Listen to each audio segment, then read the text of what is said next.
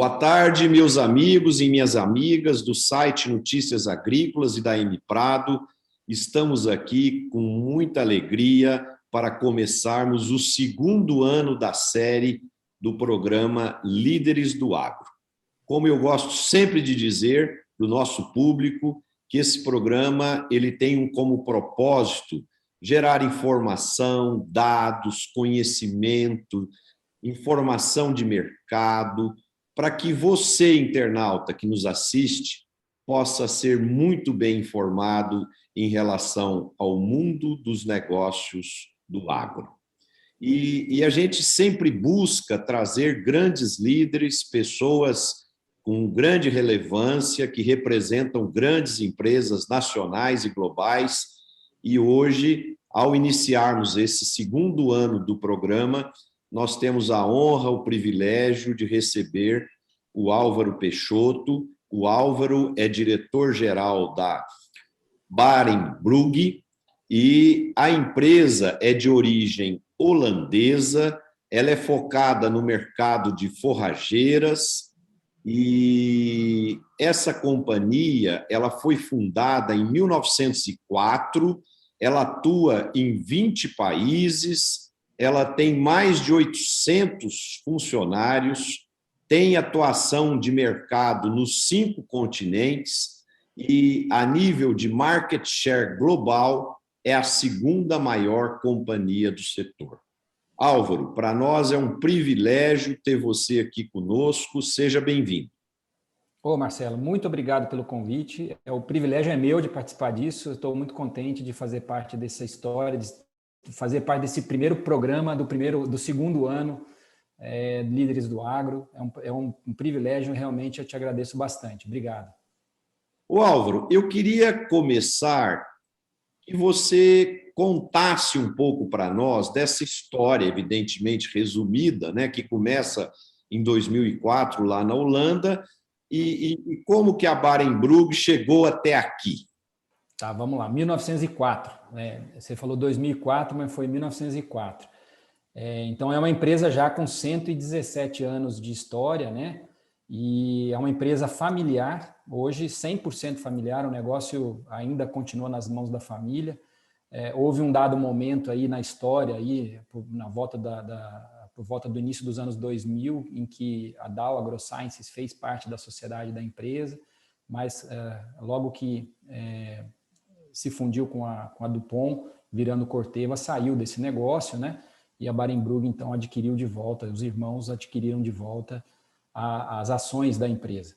Então, a empresa começou em 1904, como a gente já comentou, e ela começou focada no mercado holandês, logo em seguida foi se ampliando, né, sua participação ali mesmo na Europa, Bélgica, Luxemburgo, Alemanha, né, foi abrindo Inglaterra, e dos anos 90 para frente, houve uma grande expansão, já na terceira geração do negócio, uma grande expansão para outros continentes, né? Onde aí começa a abrir negócios em Nova Zelândia, Austrália, Estados Unidos, Argentina, e a gente aqui no Brasil foi fundada em 2012 com a intenção basicamente de atender às operações de forrageiras da Dow, né, naquela época. Então, em 2012, na verdade, começamos a operar em 2013 e trabalhamos em conjunto com a Dow até 2018, 2019, quando então a Dow resolve sair desse negócio e a gente adquire então todo o negócio de forragicultura tropical que a Dow tinha implementado até então.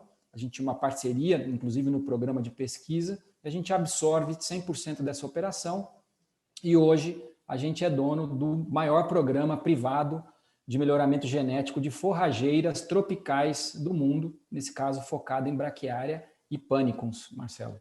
Então, a gente começou a operar com marca própria Barenbrugge no Brasil exatamente em 2018. Então, a gente tem praticamente 5 anos, 4 para 5 anos, operando com essa marca no Brasil. Então, somos uma empresa relativamente jovem, operando com marca própria no Brasil, e que está em pleno crescimento. Estamos adotando aí um crescimento de 30%, 40%, às vezes 50% ao ano, dependendo do ano, dependendo do jeitão que o negócio roda, né? Obviamente com a intenção de que a gente atinja a liderança no negócio de forragicultura tropical global, né? Sendo o Brasil o principal mercado de forrageira tropical do mundo. O Álvaro, nós estávamos conversando há pouco, antes de começar o programa, e você estava me explicando que o segmento de forrageiras ele é dividido em três grandes segmentos, né?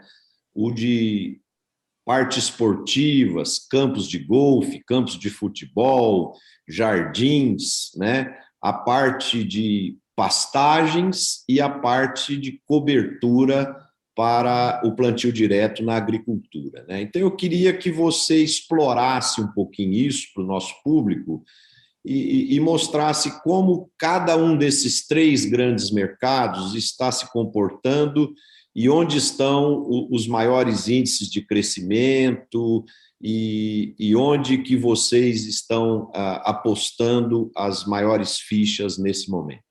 Tá bem, muito obrigado pela pergunta. Aliás, é muito boa porque ajuda também a entender um pouco de como a Barenbrug veio crescendo, né? Então, inicialmente, a Barenbrug se focou muito nesse negócio de forragicultura de clima temperado. Então, a empresa é muito forte com cultivos de azevém, festuca, na Europa e em outros países. E apenas quando se estabeleceu na Austrália, na África do Sul e no Brasil, que começa então a atuação no mercado de cultivos tropicais, né? De forrageiras tropicais.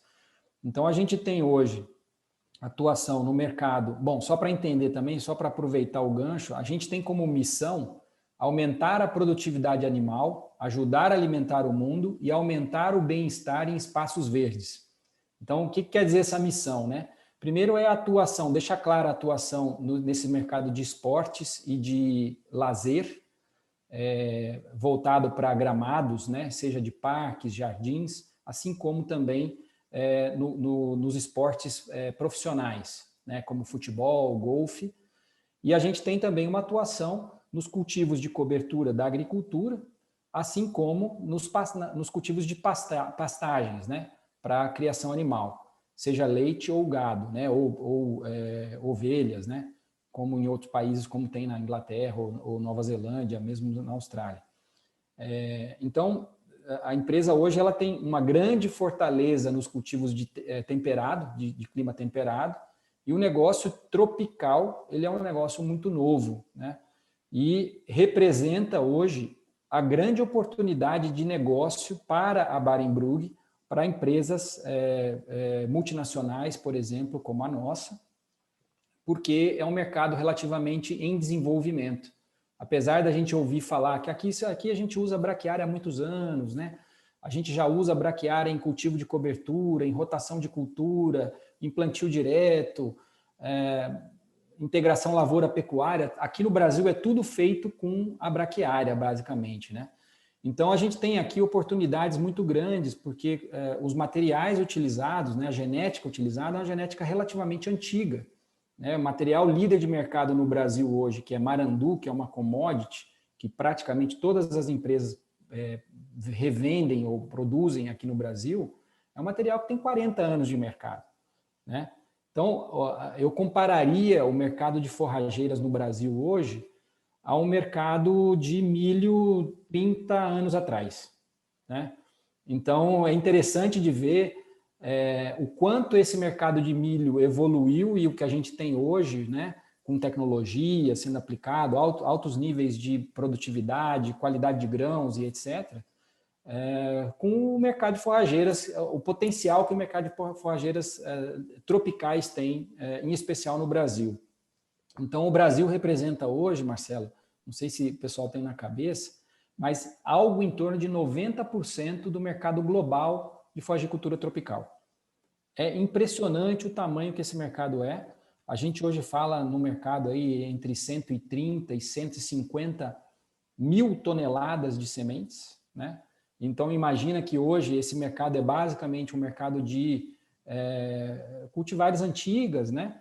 Então, o potencial que se tem de trazer, de formar nova genética com alto potencial produtivo, com grande capacidade de sequestro de carbono, por exemplo, que pode ajudar nesse mercado de crédito de carbono no futuro. Então, tem uma série de coisas que a gente pode explorar, como, por exemplo, resistência a nematóide, resistência a cigarrinha, resistência a determinados fungos, né? A própria adaptabilidade a regiões mais secas, a variações de temperatura, como os mercados do sul do país. Então, tem muita oportunidade a ser desenvolvida em mercado de clima tropical e subtropical, como o Brasil apresenta, né? Fora de clima árido, né? Também, que a gente pegar a região Nordeste. Então, tem muita oportunidade em um país como o Brasil para a gente desenvolver coisa nova, com potencial de aumentar a produtividade do produtor rural, né?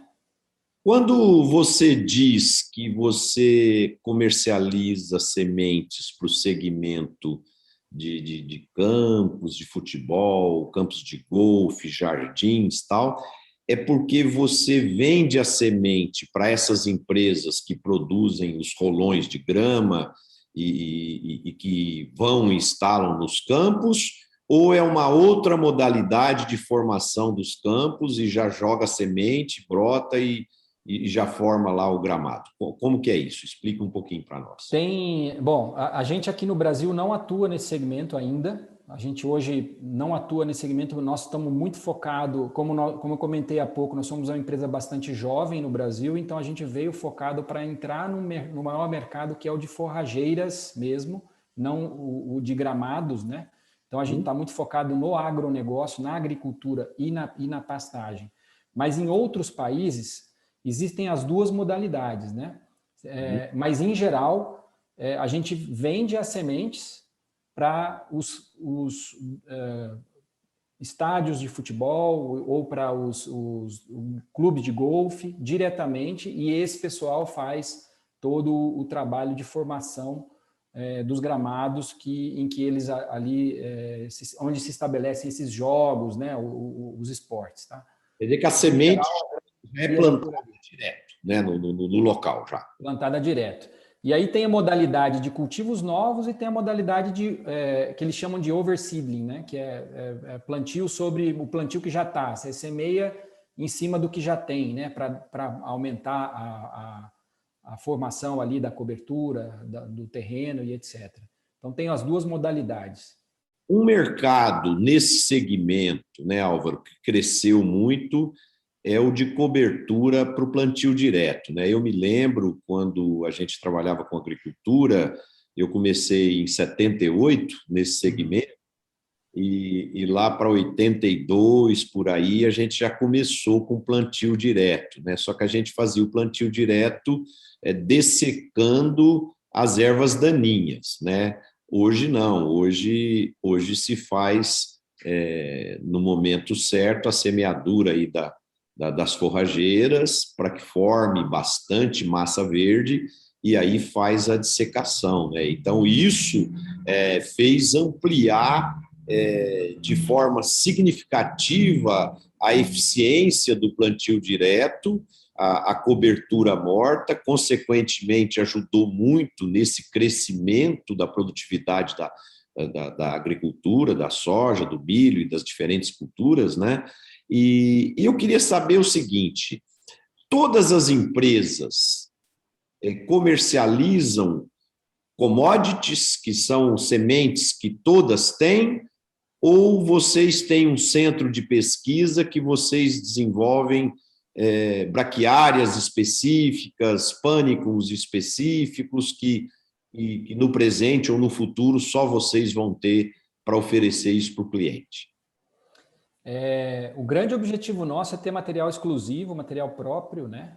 Variedades novas, e aqui a gente está falando de híbridos interespecíficos, né? Como vocês sabem, braquiária, por exemplo, a gente tem lá diferentes espécies de braquiária, braquiária rosisiensis, braquiária brisanta, braquiária decumbens, né? São espécies distintas, e um dos grandes objetivos nossos é realmente desenvolver material novo, tendo um dos maiores bancos de germoplasma do mundo em braquiária, por exemplo.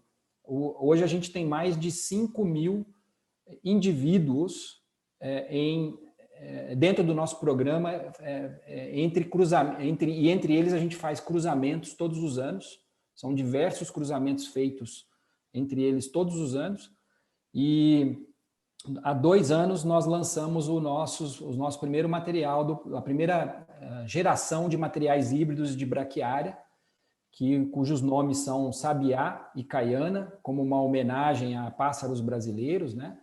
E a gente vem com essa linha aí de novos materiais focados para pastejo animal, em especial carne e leite, com a intenção de aumentar a produtividade. Então, quando a gente compara, por exemplo, esses 2 materiais com Marandu, nós estamos trazendo produtividade de produção de carne entre 30% e 40% mais arrobas por hectare. Então, é um ganho de produtividade absurdo, que no momento em que nós vivemos hoje, com carne, né, o preço da carne lá em cima, o preço das commodities tão alto como está, isso é fenomenal. A gente tem agora outras linhas, Marcelo, quando você estava falando do cultivo de cobertura, hoje se usa muito Brachiaria rusiziensis como sendo a principal forrageira, né, utilizada na rotação de culturas e também no plantio intercalado com milho na safrinha, né, para que se tenha aí a cobertura vegetal entre o cultivo do milho e o próximo cultivo da soja, né. Então a gente está pesquisando também para ter materiais similares, né, com a grande qualidade de ter raízes mais profundas, mais como é que eu vou dizer, mais fortes, mais profundas também, para que a gente possa incrementar o sequestro de carbono, para que a gente possa incrementar a melhor formação de perfil de solo e, com isso, ajudar no cultivo subsequente, que é o cultivo da soja ou do algodão, que vem na sequência. E nesses materiais nós estamos buscando, por exemplo, resistência a nematóide.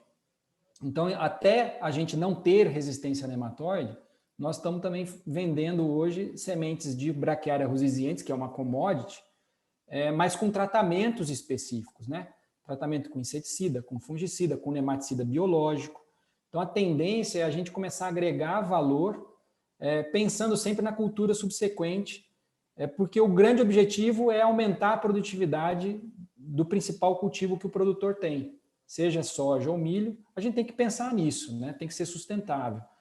Então, você me perguntou no início, as empresas todas vendem, praticamente o mercado vende as mesmas sementes. O que diferencia uma empresa da outra hoje no Brasil é qualidade de sementes. O mercado está mudando de um mercado de sementes VC, que você conhece muito bem, valor cultural, para um mercado de semente pura, para um mercado que fala já em germinação, em número de plantas por metro quadrado. Então, o grande diferencial da Barenbrug para as outras empresas é discutir com o produtor qual é a necessidade de plantas por metro quadrado que você tem. A gente assegura que ele vai ter uma determinada germinação de sementes, entre 60% e 70%, para que ele possa ter uma boa formação de área, seja para cultivo de pasto, seja para cultivo de cobertura. Então, esse hoje é um primeiro diferencial onde a gente se posicionou, e o segundo passo é com os cultivares novos aí que já começam a aparecer. Hoje nós já estamos com a segunda geração de cultivares novos, de híbridos de braquiária, em VCU, para que possamos registrar a partir do final do ano que vem. E aí vem Pânico também no mesmo modelo, né? O Álvaro, nós estamos aí em época de pandemia e a gente, querendo ou não querendo, toda hora está nos jornais, né? Novas cepas dos vírus, que à medida que vai passando o tempo, o vírus vai evoluindo e tal. E eu me lembro muito bem que as plantas também,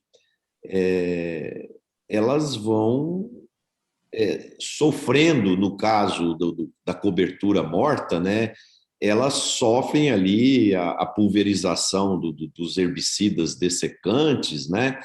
Então, eu imagino que vai passando, uma hora escapa lá uma planta e ela se torna resistente àquele herbicida e depois ela multiplica a semente e vai indo, ela se transforma numa erva daninha sem controle daquele determinado herbicida. Isso acontece na prática ou nem tanto? Bom, em forragicultura, eu acredito que menos, né? Até o cultivo de cobertura hoje ele é até recomendado para que haja um melhor controle de plantas daninhas, né? Porque ele ajuda a fazer a formação de cobertura do solo e evita que plantas daninhas realmente venham. Então, com as forrageiras no nível que nós estamos hoje, já de conseguir colocar sementes com baixo nível de dormência, que você já começa a ter sementes mais domesticadas, né? Vamos dizer, uma genética mais domesticada, a gente começa a ter plantas onde a gente começa a ter um pouco mais de controle do banco de sementes do solo, né? Porque esse é um fator aí interessante, né? As braquiárias e os pânicos têm um nível de dormência muito alto, que é natural, isso é pela menor domesticação das espécies, né? E acaba ficando semente lá, né? No solo, que vai germinar um tempo depois, às vezes um ano depois, um tempo depois. E com a domesticação, isso tende a diminuir, né, Marcelo? Eu acredito que o cultivo de cobertura, quando ele é bem feito, ele vem para controlar também, ajuda no controle de plantas daninhas. Mas você tem razão, acho que é um cuidado que a gente precisa ter, e à medida em que a gente vai domesticando, a gente vai diminuindo esses problemas, né? O Álvaro, na minha época, eu sempre gosto aqui no programa de fazer um flashback aqui, porque eu sou originariamente agrônomo, né? E a partir de 99 eu comecei a trabalhar como consultor na área de gestão, depois de um mestrado que eu fiz em administração, e então eu tive uma certa mudança profissional, mas eu sempre lembro com carinho do meu passado atuante no campo, nas operações agrícolas, tal. Então eu gosto sempre de fazer um flashback e dou a oportunidade para o meu entrevistado atualizar o público com as últimas tecnologias, né? Na minha época, a semente de braquiária tinha duas formas de produzir. Uma fazia colheita mecânica com a colheitadeira, e ela tinha um valor cultural muito baixo, porque a germinação, porque a maturação da semente é muito irregular, então você não conseguia achar o ponto ideal ali de colheita, muitas vezes colhia com muita semente ainda verde, então o índice de valor cultural era sempre muito baixo, a germinação baixa, apesar de ser pura, esse tipo de semente, e tinha um outro tipo de semente que deixava a semente cair toda no chão, né? E depois vinha com trabalhadores trabalhando de forma manual, eles faziam como se fosse, capinava ali a área, depois fazia tipo juntava a terra, peneirava aquela terra com a semente e separava a semente. Quer dizer, então o primeiro trabalho totalmente automatizado, mas ineficiente em termos de qualidade, vigor da semente, e o segundo de alta qualidade a semente, mas um trabalho extremamente manual, desgastante e sofrido, né? Como que é esse processo hoje, Álvaro? Esse processo melhorou um pouquinho, mas ainda Aí, os nossos internautas aí, como que funciona? interessante, viu, Marcelo? Esse processo melhorou um pouquinho e ele não é muito diferente ainda, tão diferente como ou tão profissionalizado como é o mercado de outras sementes como soja e milho, né? Mas deu uma melhorada. Então vamos lá. Hoje praticamente as colheitas são feitas de duas formas.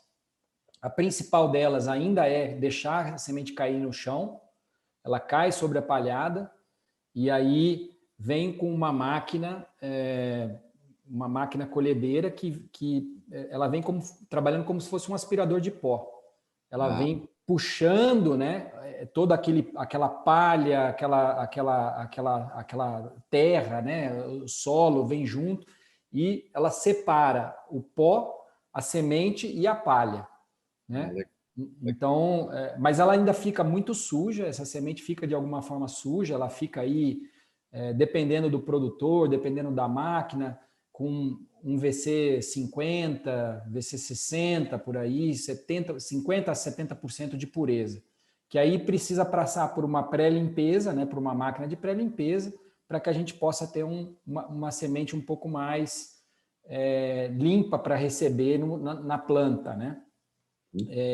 A outra maneira, que é bem comum na Braquiária rusiziensis, é o pessoal usar a colhedeira de soja, que vem colhendo na palhada, né?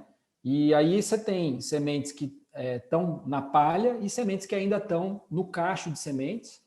E aí a diferença é que as sementes melhores elas ficam no chão, né?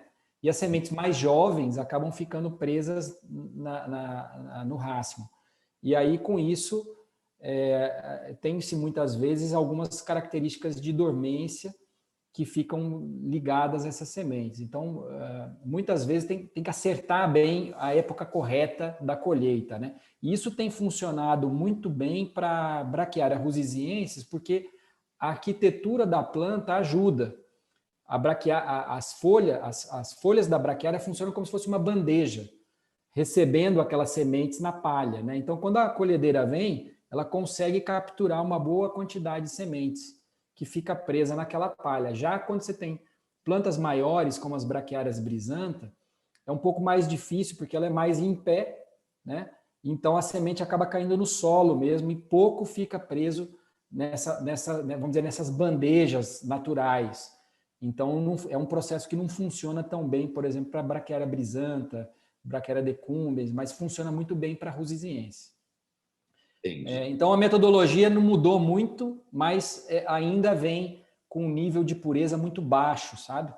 Então, a gente tem que fazer um trabalho muito bom, e aí é onde a gente tem um diferencial bastante grande, que a gente tem máquinas importadas, né, reguladas e tal, que a gente consegue hoje e trabalha com pureza de 98%, 99% hoje, para que a gente possa fazer todo o tratamento de sementes que a gente entrega, que são sementes incrustadas. Esse é um ponto que eu esqueci de comentar. 100% do que a gente faz no Brasil hoje é semente incrustada tratada. Então, a gente faz vamos dizer, uma espécie de peletização, né? Aumenta um pouquinho o tamanho da semente, junto com todo o tratamento aí de inseticida, fungicida, micronutrientes, bioestimulante, que a gente acaba colocando para melhorar o potencial de germinação, diminuir dormência e etc., tem um tratamento específico, e o produtor ter o sucesso lá na frente. Um outro flashback aqui, Álvaro. Há 40 anos atrás, começou-se a falar demais no uso de leguminosas nas pastagens, né, para fazer integração com a gramínea. Aí se falava, na época, da soja perene, do calopogônio, do guandu, e isso virou uma moda, tal, mas essas variedades de leguminosas que tinha na época, elas não conseguiam se manter competitivas ali com a gramínea e com o pastejo do gado, tal, ia desaparecendo. Como que está hoje isso, o consórcio entre gramíneas e leguminosas nas pastagens? Porque, na teoria, né, quando você olha no papel, isso é igual aquele time dos sonhos do Flamengo, né? Parecia que ia ganhar tudo, né? Só que não funcionou por N motivos. E também lá atrás, essa parceria que tinha muita sinergia teórica, né, entre a gramínea e a leguminosa, na prática não se mostrou eficiente. Como que está hoje essa prática aí de integração entre gramínea e leguminosa para as pastagens? Marcelo, a pergunta é excelente. Inclusive, esse é um dos investimentos que a gente vem fazendo no Brasil para desenvolver realmente esse tipo de tecnologia para que ele seja mais viável ao produtor. Infelizmente, é uma grande ideia, é um fato relevante que pode ser muito importante quando a gente pensa no aspecto de sustentabilidade em especial para manejo de solo, né? Quando a gente pensa em manejo de solo hoje, benefício para o solo, relação carbono-nitrogênio, fixação de nitrogênio, fixação de carbono no solo. Infelizmente, no Brasil, isso não andou muito. São pouquíssimos produtores hoje que mantêm pastagens com a mistura, né, que a gente chama mistura de cultivares, em especial de espécies gramíneas e leguminosas. São pouquíssimos. Tive a oportunidade de visitar a África do Sul, por exemplo, eu fiquei impressionadíssimo como a África do Sul faz bom uso disso, dessa tecnologia, mesmo sendo um país onde o regime de chuvas é muito ruim, né? Extremamente concentrado, com volume muito pequeno. E a gente aqui, acho que pelo fato de ser abençoado com a quantidade de chuvas, né? A gente chega a ter regiões aí com mais de 3 mil milímetros de água no ano, entre 2 mil e 3 mil, a gente vê que tem uma capacidade muito grande, mas o pessoal prefere usar o monocultivo da braquiária, né? Ou o monocultivo do pânico. E então nós estamos olhando para esse negócio, Marcelo, como uma grande oportunidade, na verdade, como uma forma de prestar serviço ao produtor, olhando como uma característica de saúde do solo. Então, hoje a gente tem um conceito na Barenbrug, que é o Soil Health, né? Saúde do solo, cuja intenção é tentar ajudar a formação da microbiota do solo também, pela mistura de cultivares e mistura de espécies. Então, é um trabalho que a gente vem desenvolvendo, nós não estamos prontos ainda para isso, mas a gente lançou há pouco tempo um mix, né, uma mistura, né, essa última safra, uma mistura de cultivo de cobertura, por exemplo, que vem com braquiária e estilosantes. Então, já é um passo a dar nessa coisa da mistura de cultivares e de espécies, mas outros países onde a Barenbrug atua muito fortemente tem como especialização as misturas de 6 a 8 cultivares diferentes, misturando inclusive espécies diferentes. Esse é um caminho sem volta. E eu acho que o Brasil tem muito a fazer em relação a isso. Eu acredito muito nisso. Você falou de cuidar da saúde do solo, né? Da microbiota aí do solo, tal. Isso eu acho que é uma coisa que, com valores de ESG, de sustentabilidade, nós temos que nos preocupar cada vez mais. Eu acredito que o dificultador desse trabalho aqui no Brasil é que tem uma variável aqui que você não tem controle, né? Que é o gado. O gado, você tem lá, vamos dizer, 4 espécies misturadas como fonte de alimentação. Se ele tiver uma palatabilidade mais atrativa por um desses 4, ele vai comer aquele que ele gosta e não vai comer o outro, né? E aí, ao comer intensamente o número 1 e deixando o número 2 e o número 3, às vezes o número 4, ele cria um cenário para o número 1 quase que desaparecer, porque ele vai comer tudo aquilo, os outros vão ficar vigorosos, sem estar mexidos, e vão, entre aspas, dominar aquela planta número 1 que foi toda usada na alimentação do gado, né? Então, eu imagino que talvez uma solução legal dessa sincronia aí entre as gramíneas e as leguminosas é se a gente tivesse áreas para cortar e fazer o feno, né? Fazer a forragem e aí levar até o gado. Aí a gente teria maior controle sobre isso. Não sei se você concorda com a minha tese aqui. Não, eu acho que faz sentido, eu acho que você está certo nesse aspecto, mas eu acho que a gente tem uma característica que eu acho que é importante comentar, é que o Brasil, de forma geral, né, ele tem uma característica de produção de carne a pasto ou de leite a pasto extensiva. Né? A gente intensifica muito pouco, né? A gente tem muita área disponível, então a gente tem uma eficiência muito baixa ainda de produção, né? De forma geral. Então, quais são as coisas que levam a isso? Uma delas é a falta de manejo, né, muito produtor não sabe manejar. Então, imagine o seguinte, mesmo vamos pegar uma cultura só, braquiária, né, um pasto de braquiária. O produtor não sabe a hora certa de colocar o gado ou a hora certa de tirar o gado.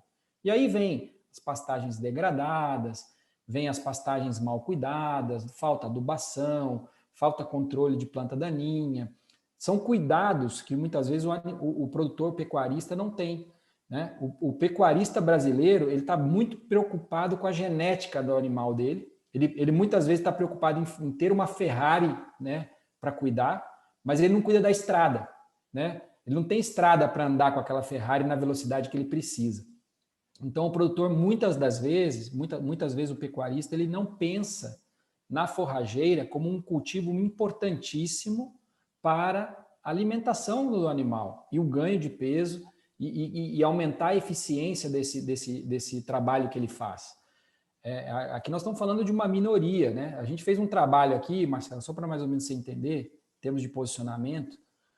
A Barenbrug do Brasil não atua olhando em 100% daquelas 130, 150 mil toneladas de sementes que nós falamos. Nós atuamos em 40% a 45% desse mercado somente, porque a gente acredita que apenas 45% da área plantada no Brasil tem um certo cuidado voltado para manejo, voltado para adubação, ou seja, tem um outro 60% do negócio, do mercado, que ele é extrativista, basicamente.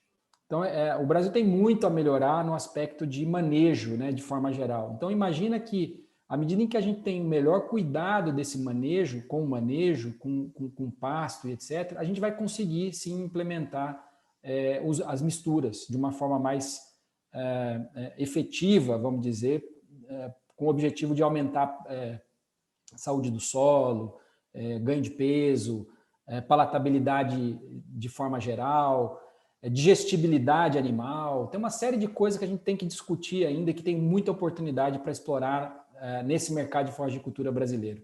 É impressionante a quantidade de oportunidade, Marcela, é incrível. Eu concordo com você que existe um belo caminho aí a ser percorrido. Agora, ao mesmo tempo, Álvaro, eu fico impressionado porque a gente via como a gente trabalha aqui hoje como consultoria, então a gente acompanha empresas agrícolas, empresas de pecuária, pecuaristas e tal. Então, até um tempo atrás, a gente sentia que a agricultura andava evoluindo a 200 por hora e a pecuária a 50 por hora. É isso aí. Eu diria que de uns 3, 4 anos para cá, a pecuária também começou a andar a 200 por hora e eu não tenho dúvida que nos próximos 3, 5 anos aí nós teremos uma pecuária muito diferente, porque o problema que a gente tinha não era falta de tecnologia, era falta de mentalidade empresarial. Verdade. E o pecuarista comprou muito essa ideia agora. Ele criou a consciência que ele é um empresário rural, que ele precisa investir na pastagem, ele precisa fazer nutrição na pastagem, ele precisa evoluir a genética, ele precisa ter alta tecnologia de manejo, ele precisa ter aplicativos que ajudam ele a gerenciar o ganho de peso. Então, e por que aconteceu isso? Não foi porque o pecuarista acordou de um sono tranquilo, não. Foi o mercado. Né? O mercado, como o mercado externo se abriu para o Brasil de uma forma muito intensa, o mercado começou a pedir uma carne de novilho precoce, com tais e tais características. Aí o frigorífico, o supermercado, o frigorífico começou a entender essa demanda das redes internacionais, né? Aí o frigorífico começou a levar essas demandas para o pecuarista e o pecuarista começou a ver as oportunidades que estavam pipocando em cima da mesa e ele teria que aproveitá-las, né? Então foi quando eu acho que teve esse choque de 220 graus aí Eu sinto hoje os pecuaristas muito mais, com a cabeça muito mais moderna, muito mais voltado para essa inovação, e eu acredito que esses índices baixos de unidades de animais por hectare que nós temos, isso também vai mudar muito em um futuro próximo. Eu não sei se você tem a mesma percepção que a minha, Álvaro. Tenho total convicção de que isso já está acontecendo, Marcelo, e você está corretíssimo nesse aspecto. Acho que a gente tem dois movimentos. Acho que temos um movimento também do agricultor entrando na pecuária, né, com essa coisa da integração lavoura-pecuária, e ele tem essa visão de ser eficiente em tudo que ele faz. Então, vendo a pecuária como sendo a terceira safra dele, né, ou de oportunidade de negócio, ele entra de uma forma efetiva na pecuária. E nós temos o movimento do pecuarista tradicional que está se modernizando e olhando realmente a pecuária como um negócio, né? Como um grande negócio. Outro dia eu estava conversando com um confinador, coisa interessante. Você fala, pô, mas a Barenbrug vende sementes para pasto, o que você está conversando com um confinador? A gente está na cadeia, a gente tem que conversar com todo mundo, né? Então, eu perguntei para ele qual é um gargalo que você tem no seu negócio. Ele me disse, o meu gargalo é animais de recria com qualidade, porque eu faço a engorda.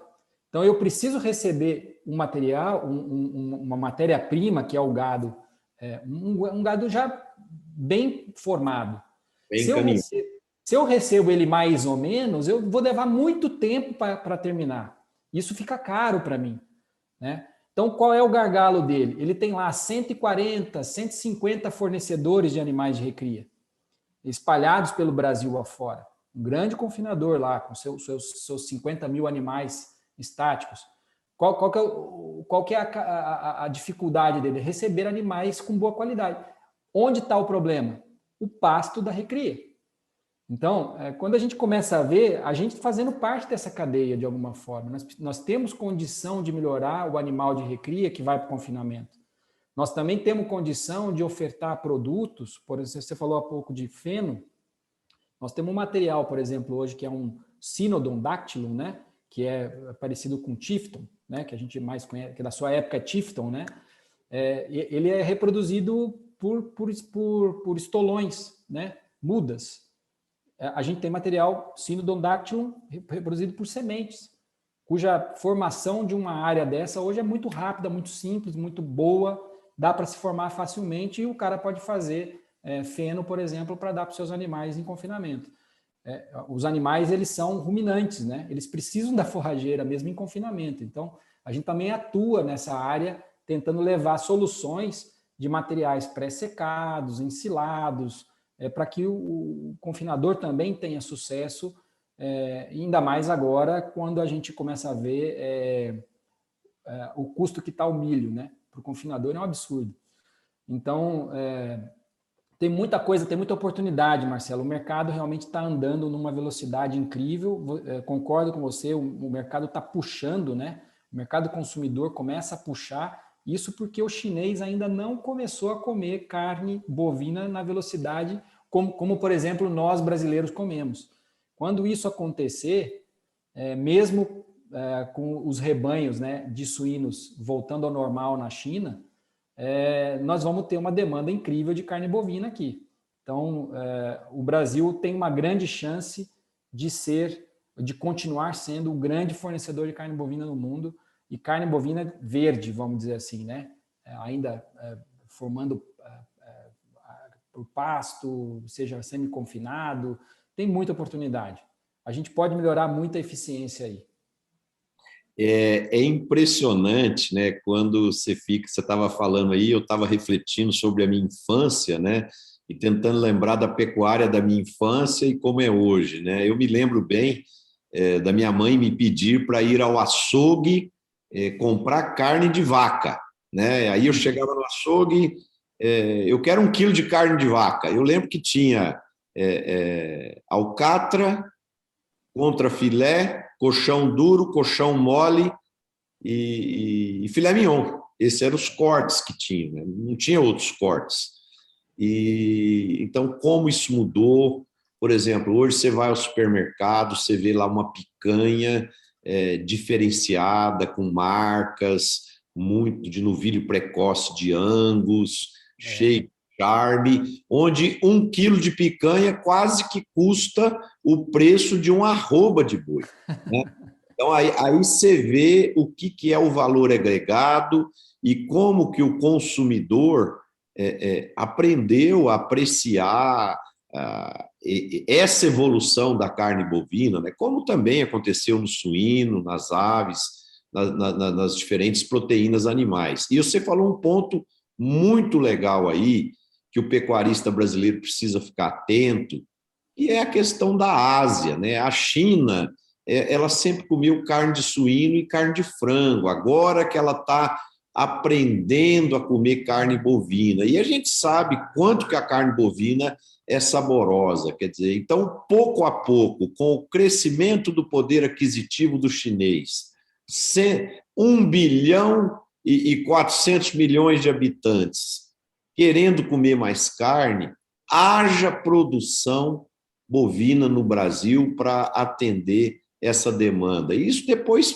alastra lá, vai para o Vietnã, vai para a Indonésia, vai para a Tailândia e por aí afora, né? Então, eu acho que a pecuária brasileira tem grandes oportunidades. É muito importante que o pecuarista entenda esse momento e essas oportunidades que estão por aí e trate de fazer o dever de casa, que é a profissionalização, né? A adequação da visão empresarial em cima da atividade e possa usar aí pastagens de última geração, nutrição de pastagens, alta genética, ferramentas gerenciais para colher os frutos que essas oportunidades estão pipocando aí em cima da mesa e estão aí disponíveis para quem é certo, né? Só para complementar, e esse é o momento de fazer investimento, porque os preços estão muito bons, então é possível ter uma alta rentabilidade com a pecuária. Uma pecuária eficiente hoje ela é muito, muito, muito mais rentável do que um hectare de soja, por exemplo, se ela for muito bem manejada. E é o ano para fazer investimento, é o momento para fazer investimento, porque se você investe hoje para ter daqui a 2 anos, por exemplo, a melhor produtividade animal, pode ser que daqui a 2 anos os preços caiam um pouquinho, não esteja no mesmo patamar de agora, mas você vai ganhar com a produtividade animal, né? Então, acho que o momento é muito bom para esse tipo de coisa, né? Para cuidar do seu pasto com materiais de boa qualidade, com manejo de planta daninha, adubação, esse tipo de coisa toda. Você está corretinho. Você que está no segmento de forrageiras, quando você escuta o pessoal do agro falando assim, poxa, nós temos X 30 milhões de hectares de pastagens degradadas que nós podemos incorporar na atividade agrícola e tal. Como que isso dói no seu coração? Como que você pensa assim, poxa, será que nós vamos perder esse espaço de mercado para a agricultura? Ou os empresários que têm as pastagens degradadas vão acordar e vão organizar pastagens de última geração para a gente ter uma atividade empresarial de alta produtividade e continuar ocupando essa área significativa que tem no território brasileiro? Ô, Marcelo, na verdade eu vejo isso de uma forma muito positiva, né? Acho que ter 30 milhões de hectares de área degradada é fenomenal para que a gente possa não avançar sobre floresta, né? Manter realmente, a gente tem condição de aumentar a produtividade usando realmente as áreas, estou falando o Brasil, o agronegócio brasileiro de forma geral, seja milho, soja, algodão, carne, né? Nós vamos trabalhar, nós temos condição de trabalhar com as mesmas áreas que nós já temos abertas hoje e aumentar demais a produtividade de forma geral em todas as culturas com as quais a gente trabalha, né? Com as quais a gente lidera, inclusive, as exportações do agronegócio brasileiro. Então, a visão que eu tenho não tem dor nenhuma, ao contrário, eu vejo como uma grande oportunidade, porque o que vai acontecer é uma... Vamos lá, de novo, só para deixar bem claro, muitas vezes as pessoas veem a forrageira como um negócio secundário na fazenda. E, na verdade, eu vejo a forrageira como um negócio primário para a fazenda. ela faz parte do processo de produtivo da fazenda de forma completa. Se o sujeito é agricultor e ele não utilizar a forrageira dentro do sistema de produção, seja de soja ou de milho, ele está deixando de aumentar a produtividade de grãos num futuro próximo. Por quê? Porque ele está deixando de cuidar do solo dele, está deixando de cuidar da melhoria do perfil de solo. E, consequentemente, isso afeta a produtividade lá na frente. Se ele for um produtor de carne, se ele for um produtor animal, né, ou de leite, quanto menos ele cuidar, pior vai ser para a produtividade de carne e de leite. Então, se existem áreas degradadas, nós temos que voltar a cuidar. Se essa área está saindo de pasto para agricultura, não tem como fazer reforma de área sem utilizar forrageira junto. Então, é uma mudança simplesmente de perfil, né? Da forrageira que seria utilizada para consumo animal para uma forrageira que vai mais para cultivo de cobertura. O mais importante é que a forrageira hoje seja vista como uma cultura, né? Como um cultivo dentro da fazenda. Ela não é secundária, ela é parte do processo de produção. Eu acho que essa é a visão que nós estamos tentando trazer como Barenbrug, quer dizer, a gente tem como fazer um trabalho diferente, a gente precisa subir a barra, né? Nessa visão global do negócio do produtor rural brasileiro. Nós fazemos parte disso. Então, a forragem como cultivo, né? como Você cultivo. fala, muito importante, porque a forragem não pode ser uma coisa extrativa igual era no passado, né? Porque se o solo é muito lógico a coisa, né? Se a planta vai absorvendo nutriente do solo e o gado vai comendo a planta e ninguém repõe nutriente para o solo, vai chegar uma hora que o alimento que o gado está comendo não tem, como diz o caipira, não tem sustância, né? Não tendo nutrição, ele não vai ganhar peso, ele não vai ser produtivo. Então, é a cadeia nutritiva. Você tem que alimentar o solo para o solo alimentar a planta, para a planta alimentar o gado. E tem um ponto aí que você falou que é fundamental para aquele produtor que é pecuarista, né? A forrageira é parte do sistema nutritivo animal, né? Então, não dá para imaginar, porque eu recebo consultoria de uma empresa de nutrição animal. O animal é ruminante, ele precisa da forrageira. A principal dieta do animal é forrageira.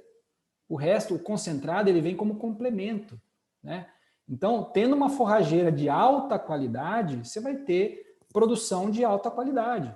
Obviamente que se você tiver um manejo adequado para aquilo. Mas pensar de uma forma inteligente, né? Cuidar da forrageira como sendo a base da sua nutrição animal, é 80% do caminho andado, né?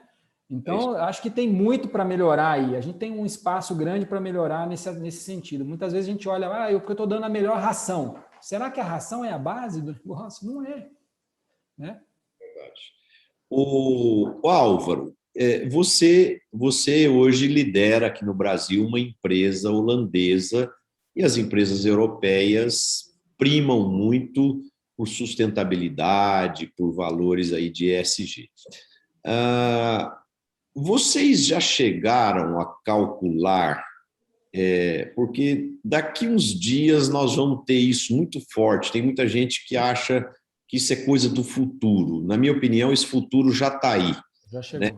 Balanço de carbono, né? Tem atividades que são carbono positivo, tem atividades que são carbono negativo, e quem é carbono negativo vai ter que pagar para quem é carbono positivo, né?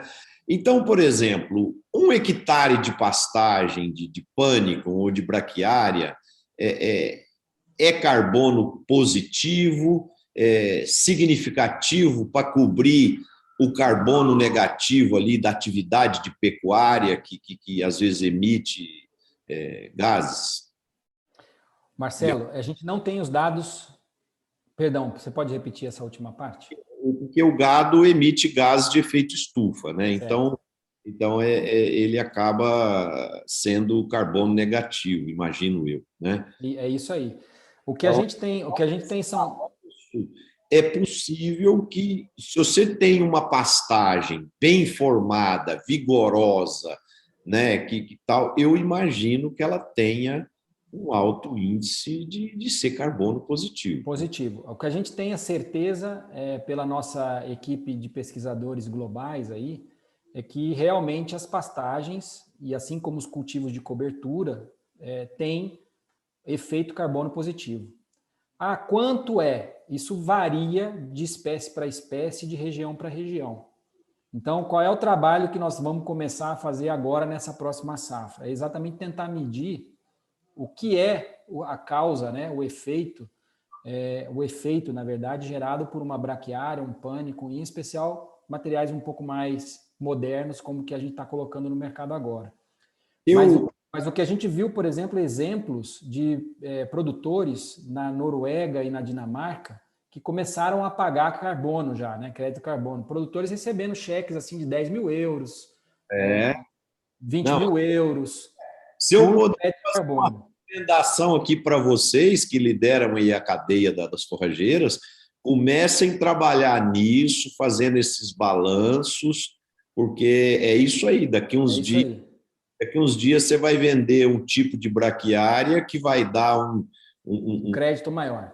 crédito maior e que você vai falar para o seu cliente, ó, pecuarista, aqui, além de ganhos de produtividade, de carne, não sei o quê, com essa braquiária ou esse pânico aqui, você pode receber um cheque aqui de X reais por hectare todo ano. Né? Então, Exatamente, exatamente esse é o grande negócio do futuro, Marcelo. E a discussão na Europa começou um pouco antes sobre essa coisa da emissão de carbono da pecuária, né? É uma discussão muito grande e muitos pesquisadores começaram então a fazer o cálculo e ó, é mais ou menos o boi sim ele gera, mas a forrageira ela retém.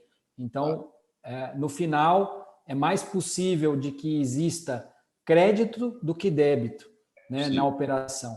Então, mas como eu disse, isso varia muito de espécie para espécie, da quantidade de animais por área, o tamanho das plantas, a velocidade como acontece, por exemplo, a degeneração dessas forrageiras no solo, o tempo que ela fica em cobertura. Então, tem uma série de contas aí para serem feitas que a gente precisa entender um pouquinho melhor aqui para o negócio tropical. Mas nós vamos chegar lá primeiro que qualquer um, eu tenho certeza. exato. E esse negócio é uma coisa tão séria, tão importante. Por exemplo, eu conheço pessoas que deixaram de comer carne porque acham que a atividade emite gases de efeito estufa. Né? Uhum. À medida que a atividade de pecuária possa mostrar que ela é sustentável, que ela é carbono positivo, eu acho que nós podemos recuperar clientes que nós perdemos. Com certeza. Porque tem gente no primeiro mundo que é xiita nisso aí, viu, Álvaro? O cara quer ver só carbono positivo e se tiver qualquer atividade econômica que gera poluição, seja da área industrial, seja da produção de alimentos, de roupas, calçados e etc, etc, a pessoa deixa de consumir por causa dos valores de sustentabilidade que a pessoa tem, né? Marcelo, esse é um novo negócio para o agronegócio, em especial do Brasil. Nós temos uma possibilidade de explorar isso de uma forma muito, muito eficaz. Eu tenho certeza disso, porque nós somos o maior país que tem pasto no mundo, são 180 milhões de hectares de pasto plantados. A gente devia ser chamado o país do pasto e não o país da soja. É muito pasto. É verdade.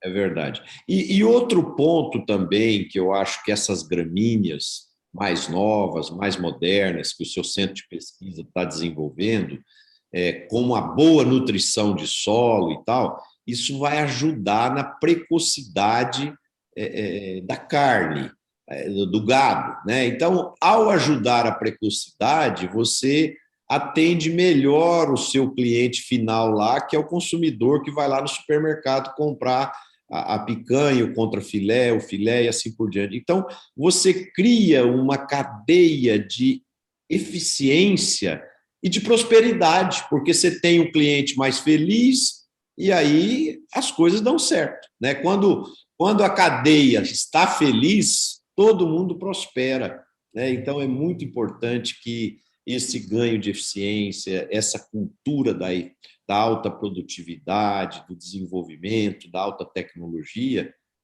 seja adotada. É Falando em verdade. tecnologia, Álvaro, como que você tem visto essas ferramentas digitais chegando aí para ajudar o pecuarista, seja de leite, seja de gado, ser mais eficiente?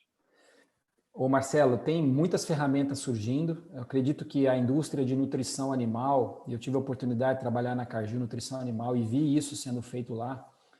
Tem muitas ferramentas digitais, aplicativos, né, sendo utilizados, alguns programas, né, em apoio a produtores. Eu acho que o nosso negócio aqui de forragicultura, ele está avançando, mas a gente ainda não tem nada muito palpável. Hoje nós temos um projeto aqui na Barenbrug do Brasil, em conjunto com outras empresas e instituições de pesquisa, cuja intenção é a gente começar a ter um pouco mais de visualização do potencial, ajudar o produtor a manejar melhor o pasto dele. Então, qual que é a ideia? Bater uma foto, entender, seja drone ou satélite, bater uma foto e entender como é que funciona, qual é a quantidade de massa foliar que esse sujeito tem e qual é a capacidade que ele pode ter de animais dentro daquela determinada área. Consequentemente, a gente, além disso, quer ajudar o sujeito a determinar a hora certa de entrar e a hora certa de tirar os animais. Legal. Então, eu acho que esse é uma das formas que nós queremos. Vai ajudar muito o manejo, né? Essa é a grande ideia, porque hoje as áreas são muito extensas no Brasil, né? Hoje um produtor pequeno aí tem 500 hectares de boi no pasto, né? Então a gente começa a imaginar como esse sujeito faz esse manejo. Muitos ainda conseguem usar aquela reguinha, né? O cara vai andando, fazendo uma certa amostragem numa determinada área, mas ela não é eficaz, efetiva. Ela ajuda, mas dependendo do tamanho da área, quantas pessoas ele tem que pôr ali para fazer a medição, né, do tamanho do pasto dele, né, para determinar a hora de entrar e a hora de sair. Então, acho que uma ferramenta dessa, ela daria uma ajuda muito grande. E nós estamos trabalhando para desenvolver isso. A Barenbrug fez um acordo com uma empresa na Nova Zelândia chamada Farmote. A gente tem uma participação nessa, é uma startup, e ela hoje atua lá com estacas, sabe, Marcelo?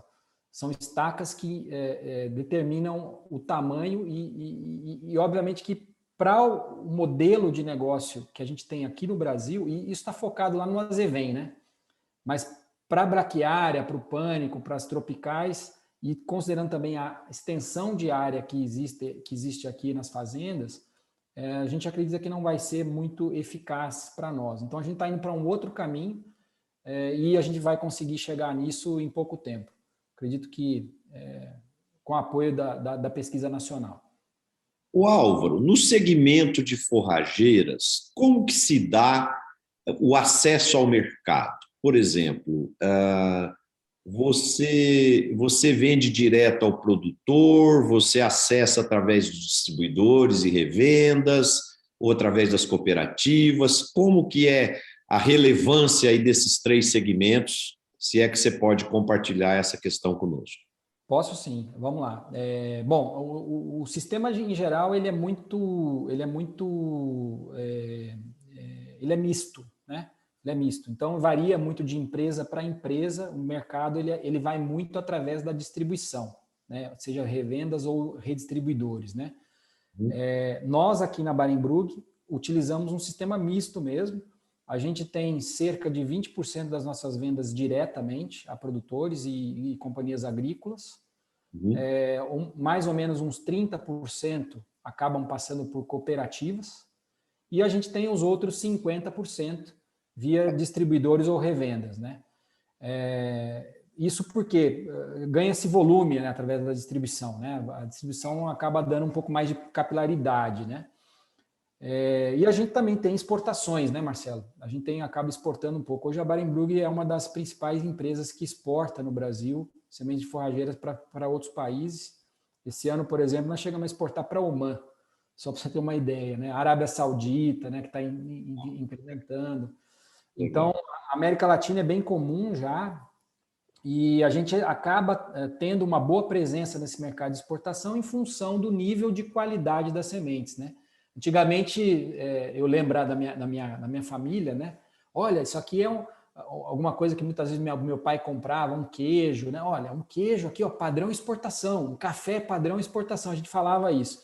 Em forrageiras isso ainda existe, porque o mercado brasileiro atua com VC.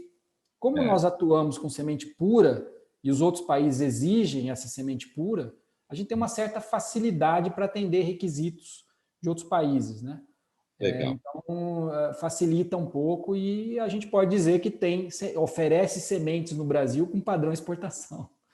Muito importante isso que você falou, né? A capacidade que o sistema de distribuição brasileiro dá a uma indústria em termos de capilaridade, assistência técnica aos médios e pequenos produtores, né? Então, a cadeia ganha muito com isso e as revendas e os distribuidores fazem um papel muito Muito importante, importante.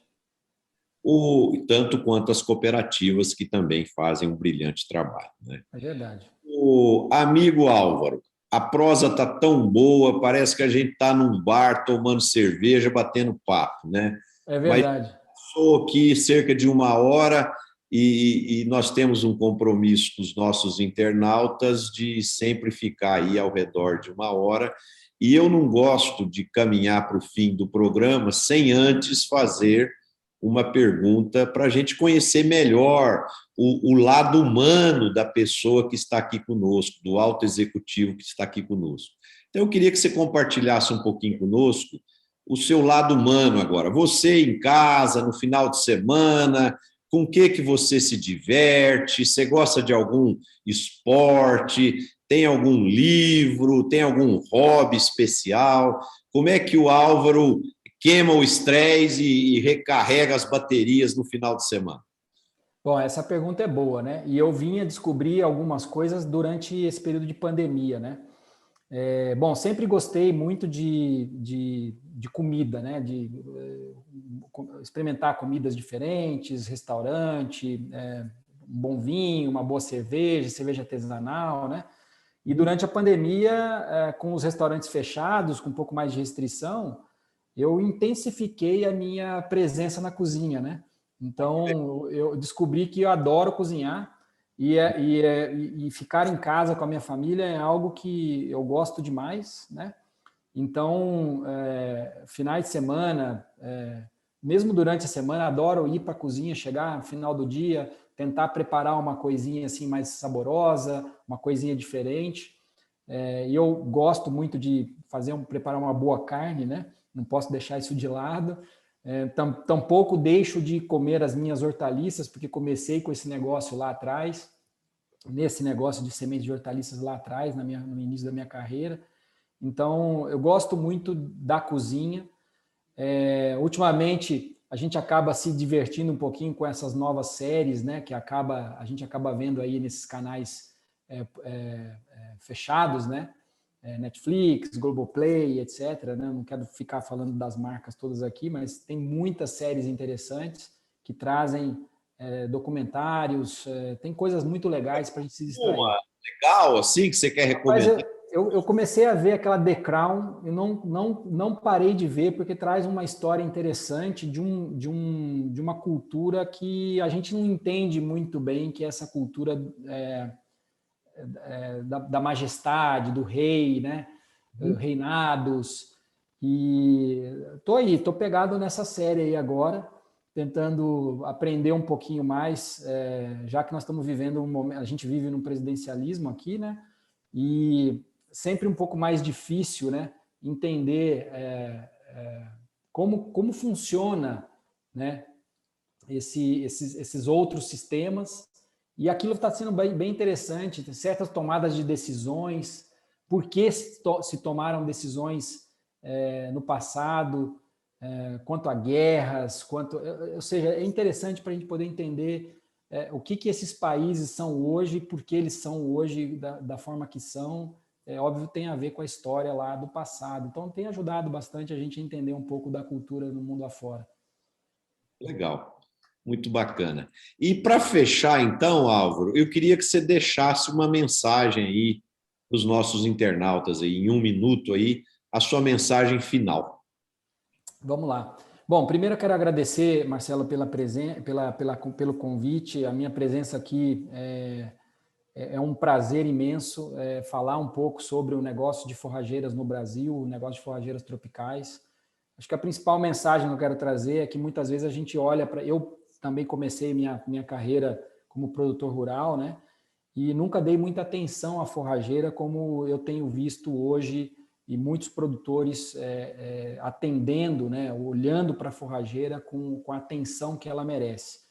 A forrageira ela tem um papel importante dentro da fazenda. Muitas vezes ela não é exatamente aquela que traz a receita para o negócio, né? A gente vende a soja, vende o milho, vende o algodão e vende a carne, né? Ou vende o leite. Mas a forrageira está dentro desse processo, ela é importante dentro do processo e a gente veio com a intenção de inovar, né? Modernizar. Acho que quem tem esse perfil de inovar e modernizar vai gostar de conhecer a gente. Eu acho que o produtor brasileiro ele tem a capacidade, uma capacidade inata de ser um empreendedor. Empreender no Brasil, em especial no agronegócio brasileiro, é uma característica muito importante do produtor brasileiro, que faz esse nosso negócio ser um negócio diferente. É um cara que toca 2, 3 safras no ano, né, em regiões diferentes, com todas as dificuldades de infraestrutura que a gente pode imaginar, lida com gente na fazenda e etc. Então, ter parcerias com empresas sérias, com empresas que prezam por qualidade, que vão levar segurança, que vão buscar o sucesso do produtor, é o fundamental. A gente aqui na Barenbrug tem uma característica interessante, que é nós não fazemos nada sozinho.